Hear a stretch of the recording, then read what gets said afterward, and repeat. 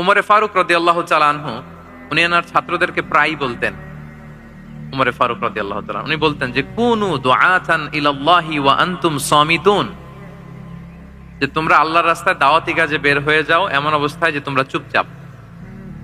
তো ছাত্ররা বলতো দাওয়াতি কাজও করতে বলতেছেন আবার চুপচাপও থাকতে বলতেছেন, এটা আবার কিভাবে দাওয়াত দিব?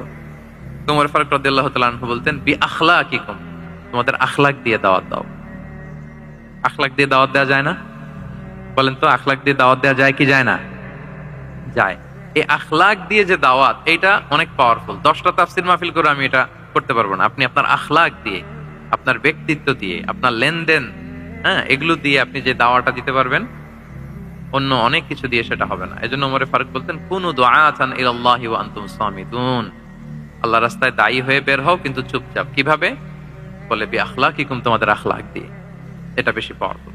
এবং রাসূল সাল্লাল্লাহু আলাইহি ওয়াসাল্লামের ব্যাপারে যখন জিজ্ঞেস করা হতো আম্মাজান আয়েশা রাদিয়াল্লাহু তাআলা আনহাকে যে রাসূল সাল্লাল্লাহু আলাইহি ওয়াসাল্লামের আচরণ কেমন ছিল, তখন আম্মাজান আয়েশা বলতেন যে কানা খুলুকুহু আল কোরআন, কোরআনই ছিল রাসূল সাল্লাল্লাহু আলাইহি ওয়াসাল্লামের চরিত্র। পুরো কোরআনে 30 পারায় থিওরিটিক্যালি যা বলা আছে রাসূল সাল্লাল্লাহু আলাইহি ওয়াসাল্লামের জীবনীতে প্র্যাকটিক্যালি সেটা দেখানো আছে। Mobile should be in pocket. ভাইজান খুব দায়িত্বশীলতার সাথে একেবারে সামনে থেকে রেকর্ডিং করতেছেন, মাশাআল্লাহ।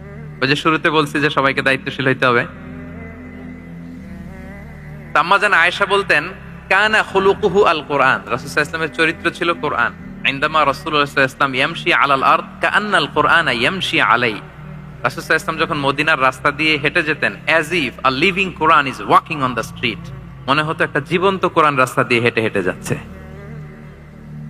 তো তাহলে we should try to be a living দাঈ, জীবন্ত দাঈ, প্র্যাকটিক্যাল দাঈ।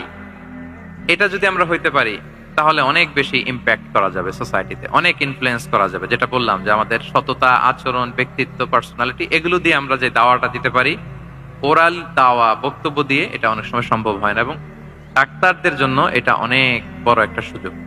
তাহলে ইন্ট্রোডাক্টরি ডিসকাশনে আমি দুটা বিষয়ে কথা বললাম। এক হচ্ছে আমাদেরকে মধ্যমপন্থী হইতে হবে, মানহাজুল ওয়াসাতিয়া ওয়াল ইআতিদাল, 1 নাম্বার। 2 নাম্বার হচ্ছে লিভিং দাঈ হওয়ার চেষ্টা করতে হবে, এটা বেশি প্রোডাক্টিভ এন্ড ইফেক্টিভ। এই দুইটা পয়েন্ট আমরা বুঝতে পেরেছি তো না? বুঝতে পেরেছেন সবাই? মাশাআল্লাহ। এবার চলুন যে রাসূল সাল্লাল্লাহু আলাইহি ওয়াসাল্লামের যে প্রফেটিক দাওয়া মেথোডোলজি, কিভাবে উনি দাওয়া কাজের আঞ্জাম দিতেন, সেখান থেকে আমাদের নেয়ার আধুনিক সময়ের এর প্রাসঙ্গিকতা কি আছে, আমি 10টা পয়েন্টে আজকের এই সেমিনারে কিছু কথা উপস্থাপনের চেষ্টা করব। ওমা তাওফীকি ইল্লা বিল্লাহ। 1 নাম্বার কথা হচ্ছে, আমরা যে দাওয়া দিব, এই দাওয়া language should be very soft and mild and very touchy. দাওয়া ল্যাঙ্গুয়েজ হইতে হবে ভেরি সফট, অলওয়েজ সফট, সব সময়। ইফ ইউ টক অ্যাবাউট দাওয়া, this language should be very soft and mild and touchy. দাওয়ার কথা বললে হয়তো আপনি পলিটিক্স করেন, ওইটা আলাদা কথা। আপনি জেহাদের ময়দানে, ওইটা আলাদা কথা। আমি জেহাদ পলিটিক্স নিয়ে কথা বলতেছি না। আই এম টকিং অ্যাবাউট দাওয়া।